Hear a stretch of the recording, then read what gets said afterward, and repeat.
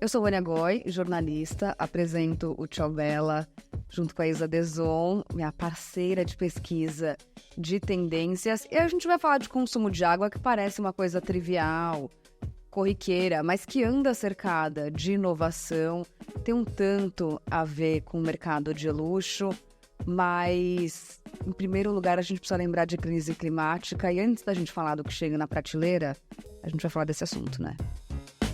Tchau Bela, seu podcast sobre tendência, comportamento e inovação nos mercados de beleza e bem-estar. O básico, que já não é novidade, bora lá. A água doce é um recurso natural que está cada vez mais escasso. Boa parte disso, como a Vânia já falou, tem a ver com esse turbilhão climático que a gente está vivendo.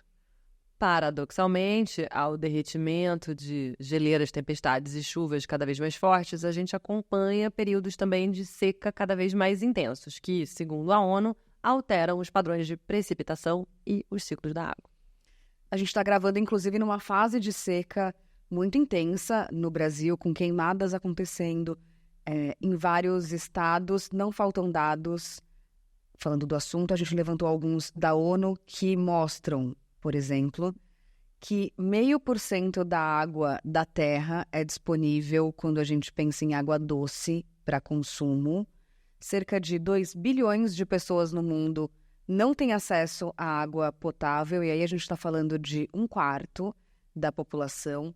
Metade dessa população mundial enfrenta escassez severa, ao menos numa parte do ano. E com a crise climática, o armazenamento de água terrestre vem caindo 1 centímetro ao ano, que sempre parece pouco, mas a gente sabe que não é, né? Igual quando o nível dos mares vão subindo. É sempre de centímetro em centímetro, vira uma coisa apavorante na conta final, né? Pois é, e foi a ONU também que lá em 2010 reconheceu o saneamento básico e o acesso à água potável como um direito humano. Mas é importante lembrar que mesmo agora, hoje em 2024, quase 1/4 da população brasileira não tem acesso ao saneamento básico. E a gente está falando de 49 milhões de pessoas, segundo o censo de 2022, que foi divulgado esse ano. Claro que a escassez e a insegurança a insegurança da qualidade da água está correlacionada a países que ainda a gente tem que chamar como menos desenvolvidos e com menores recursos financeiros para investimento em infra de abastecimento e de saneamento.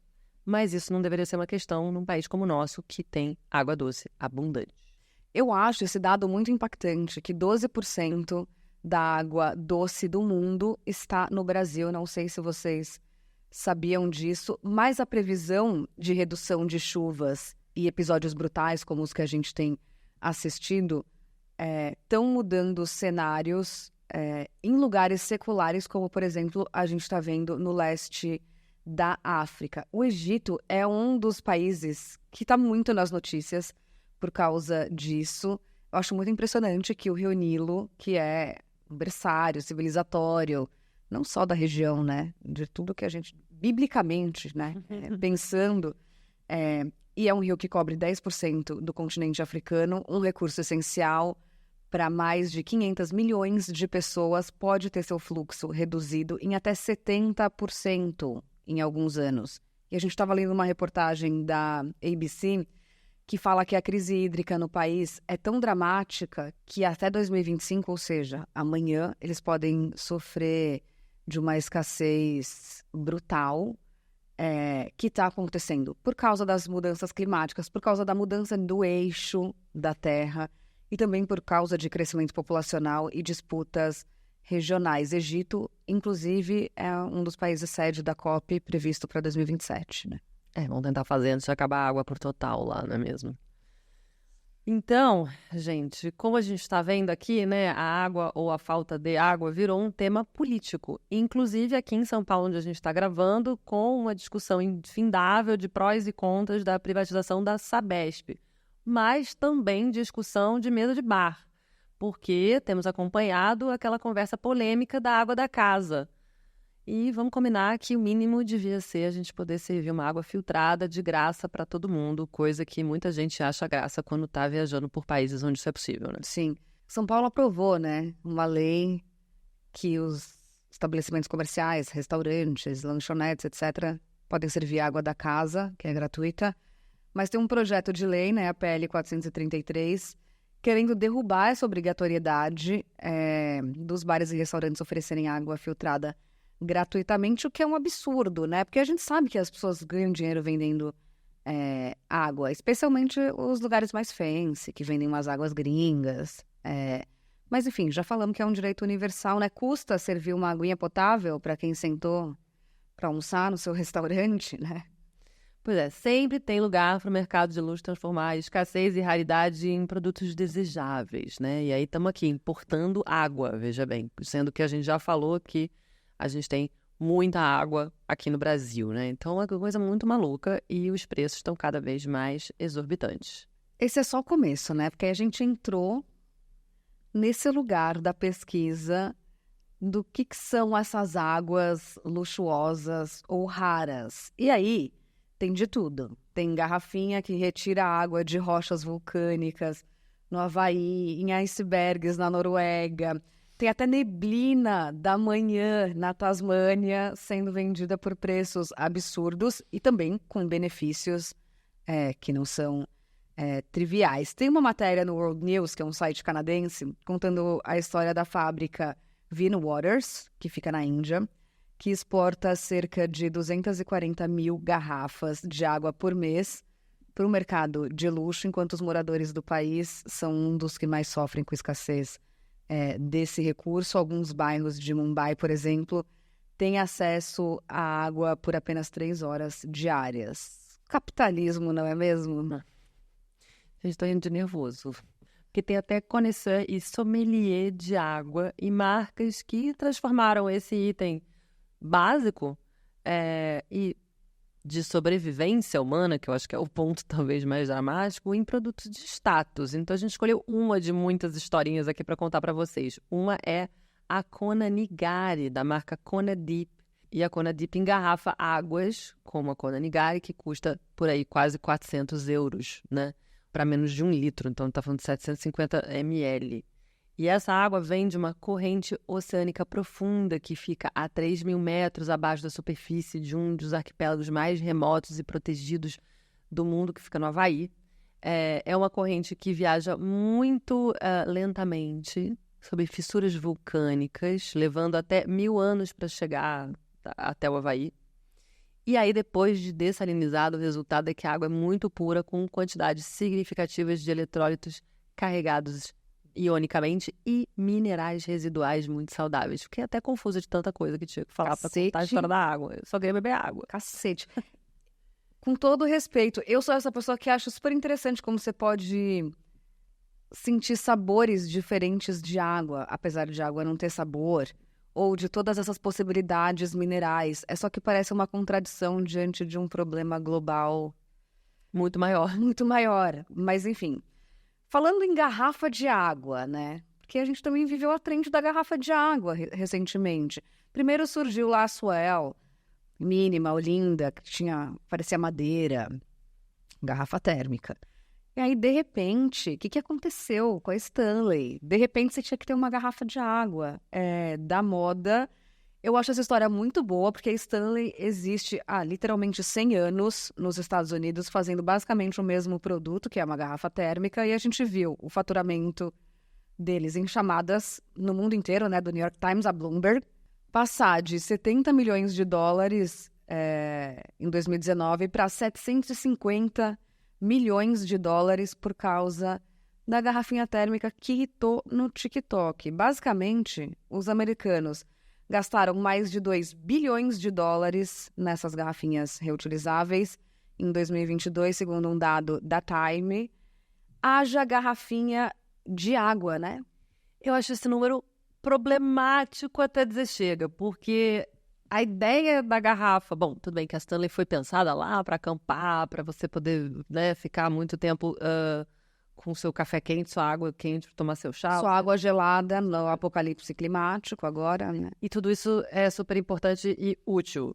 Mas o intuito é que a coisa seja reutilizável num mundo de garrafinhas plásticas, não é mesmo? Então a gente agora está preso numa loucura que incentiva a compra, porque vive saindo cor nova, formato novo, acessório, né? E aí, o que seria uma atitude bacana? Poxa, vou aqui carregar minha água, encher nos filtros dos restaurantes, das viagens que eu faço, dos lugares que eu visito, sustentável, duradouro, funcional, virou uma loucura. Então, agora a gente tem gente na rede social mostrando coleção de garrafa colorida. E isso virou, para mim, um desperdício muito, muito pior do que qualquer outro que a gente viveu até agora nesse mundo da água. Não sei se é pior, né? Em alguma medida é melhor você ter a garrafinha da Stanley do que você ficar comprando trocentas garrafas plásticas de uso único. O lance é só que esse também é um objeto de consumo.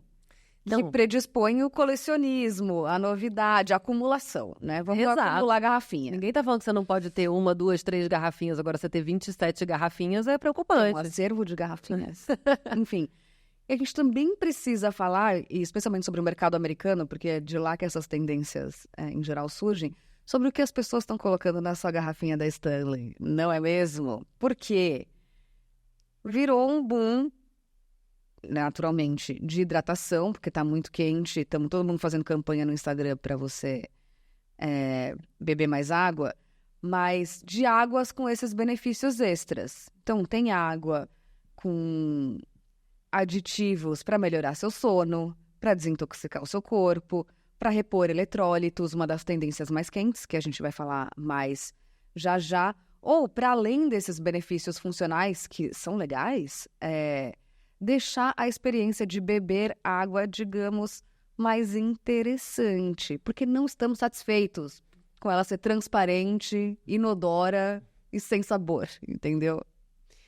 Eu acho tudo muito curioso, porque eu sou uma pessoa que ama água. Então, quando eu vejo as pessoas colocando sabores e cores na água e virando uma comunidade no TikTok chamado Water Talk, eu fico impressionada com o que os Estados Unidos é capaz de fazer e transformar em mercado, né? Porque o principal mercado de água saborizada é os Estados Unidos. O que é bacana é que elas têm baixo teor calórico, e aí sim a gente vê uma coisa interessante, que é uma resposta à redução no consumo de refrigerantes e bebidas açucaradas, que, não por acaso, faz parte de um projeto de tributação e conscientização sobre riscos associados ao consumo excessivo de açúcar, segundo a Future Market Insight. Então, por essa perspectiva, é tipo um desmame do refrigerante. Aí eu começo a achar que também fica muito interessante, mas é muito intenso esse novo trend. Pode ser um momento de transição entre uma coisa e outra, mas o fato é que se você, como eu, passa várias horas no TikTok mergulhando em tendências como essas,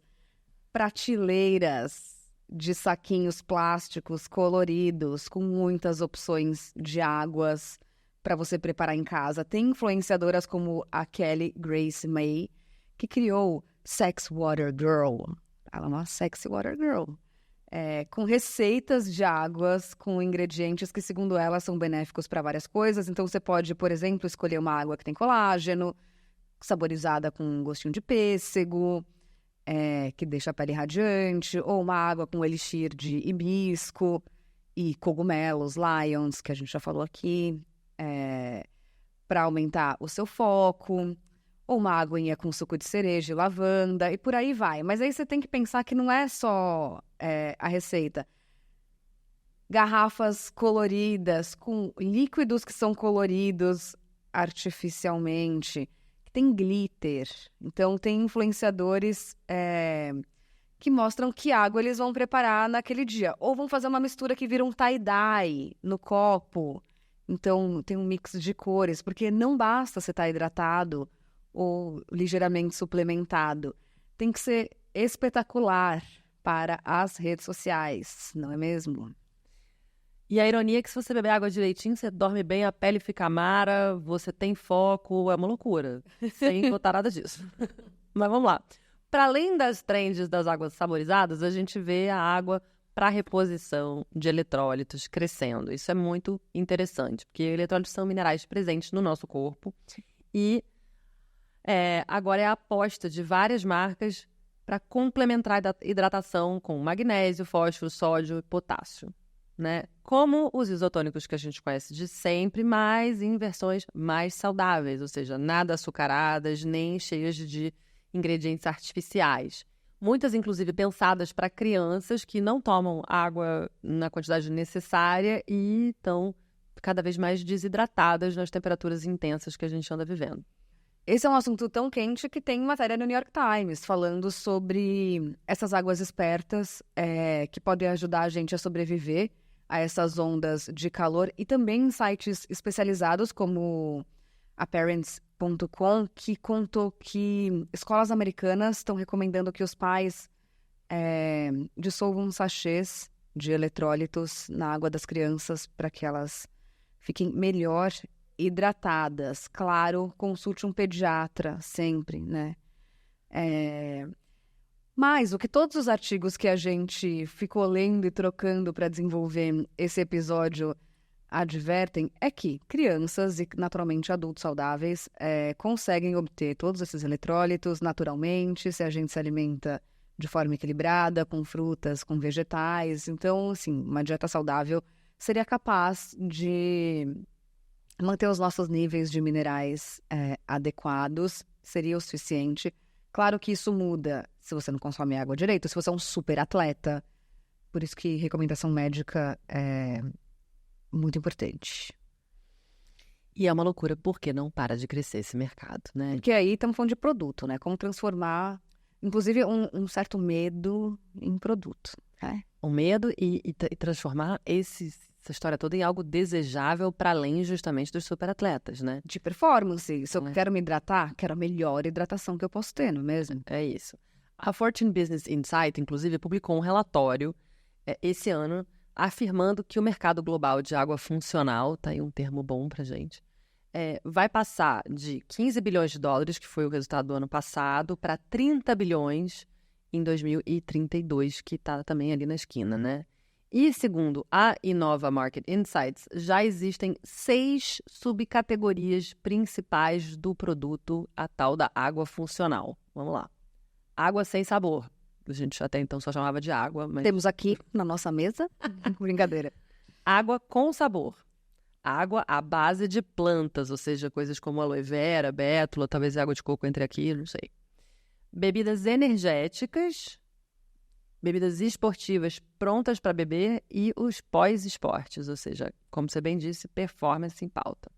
Eu achei muito curioso que Gatorade, isotônico famoso, né? Líder de mercado quando a gente fala desse assunto, lançou em fevereiro desse ano a Gatorade Water sem sabor, com infusão de eletrólitos, que é filtrada num processo de 7 etapas para incrementar os níveis alcalinos e de pH. É muito bom você comprar uma água da Gatorade, que é, em tese, só água, transparentinha, sem sabor, enfim.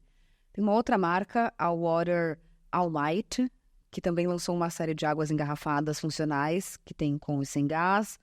São formuladas com 7 minerais, com eletrólitos adicionados, e elas vêm embaladas, isso é legal, em garrafinhas de alumínio, que podem ser reutilizadas antes de serem recicladas. Podia só ter uma fonte, né? Você vai numa lojinha e enche a sua. Isso é uma coisa legal que está acontecendo nos festivais, né? Cada vez mais a gente está vendo fontes de água. Fica a dica aí para as marcas, acho que pode ser. É verdade, você não precisa ficar comprando água, né? Exato. Inclusive porque, né? Quem abusa do álcool, das drogas, precisa ficar hidratado, não vai ficar pegando fila para comprar água. E jogar o lixo depois no chão, né? E tem um negócio que eu achei muito interessante, que são garrafinhas que mantêm a temperatura da água fresca por mais tempo, mas principalmente filtram a água da torneira. Então você anda com o seu próprio filtro. Um exemplo é a Life Straw, que lançou em 2023 garrafas que você pode levar com você e qualquer água da torneira deveria funcionar. Então isso para mim é o... Sim. Esse é o objetivo, eu quero chegar nesse lugar. Não é não, o lugar que você quer chegar é em Dune. Quero, porque eu fiquei obcecada com o filme, com os dos novos, né? Eu realmente achei aquele cenário distópico onde a água se torna um bem tão raro que ele é reciclado pelo próprio corpo, tão assustador quanto eu achei fascinante. Aparentemente, né, tem gente trabalhando nisso. Tem os engenheiros da Hacksmith Industry que criaram uma roupa baseada na roupa do filme, que é esse uniforme destilador de água, que converte o seu próprio suor e a sua própria urina em água potável. Esse traje foi construído num dia só, acredita? Utilizando umas peças de computador, uns EPIs e um refrigerador termoelétrico. Quero sair na rua assim? Não quero. Quero que venha daqui. É a minha... Não quero um uniforme do Dune. Não me dá um pouquinho de nojo a história da urina ainda, mas pensando no apocalipse, eu acho que a gente tem que começar a pensar nessas alternativas, né? Eu fico pensando que talvez a gente pudesse mandar pra beta testar lá no Burning Man. Talvez seja um bom lugar, entendeu? Porque a galera tá lá no meio do deserto, louco. Eles são modernos. Modernos, tecnológicos, startupeiros. Não podemos falar disso, mas tem tanta piada boa do Burning Man desse ano. Mas volta pro Dune. Bom, a peça, essa da Hacksmith Industries, não a de Duna, foi testada em sauna e academia para confirmar a sua funcionalidade e foi finalizado com um macacão meio cinza que parece um pouco, sim, o figurino do filme, só que o figurino do filme é chiquérrimo. Tá mais pra você. Segundo eles, a água gerada pelo traje é suficiente para beber em goles e foi descrita como tendo um gosto igual ao da água comum. Já pensou? Não, eu acho que é isso, gente. A gente vai ter que lidar com essas possibilidades. Mas acho que enquanto esse nível de tecnologia não atende às massas, a gente também acompanha o desenvolvimento de coisas menos surpreendentes, talvez, como reciclagem, purificação, dessalinização de água, com ações promissoras, inclusive como a gente vê na indústria, que consegue purificar toda a água usada, né, no seu ciclo de produção, ali tentando diminuir o desperdício e também atender mais gente que sofre com escassez, né? Bom, o tempo não está a nosso favor, então é urgente que a gente pense e cuide em como usufruir de água de uma forma justa e a gente faça investimento também nessas tecnologias que já existem para a gente pensar em formas mais interessantes de ter acesso para todo mundo na água. E como consumidores, né, que a gente pense sobre o que a gente compra, porque tudo dá vontade. Mas assim, aguinha, gente, se você tem filtro em casa, tá olhando para como seu filtro funciona, já é um privilégio ter água o tempo inteiro, potável. Toma sua aguinha. Mede ali seus 2 litros por dia para ficar saudável, não é mesmo? Bom, obrigada por você que ficou até agora aqui com a gente. O Tchau Bela foi idealizado por mim, Isa Deson, pesquisadora de tendências e fundadora da Deson, e a Vânia Goy, jornalista de beleza e bem-estar e fundadora do belezinha.com.você. Esse episódio foi gravado nos nossos escritórios em São Paulo e conta com o apoio da Mintel Brasil, com pesquisa da Larissa Nara, do Felipe Stoffa e da Hanna Dourado. O roteiro é da Catrina Carta Kovarik, a trilha é do Chico Reginato, a identidade visual do Nino Alexandre, a arte é da Núbia Lima e a produção é do Felipe Sandoval. A gente volta daqui a 15 dias. Até lá! Tchau, Bela! Seu podcast sobre tendência, comportamento e inovação nos mercados de beleza e bem-estar.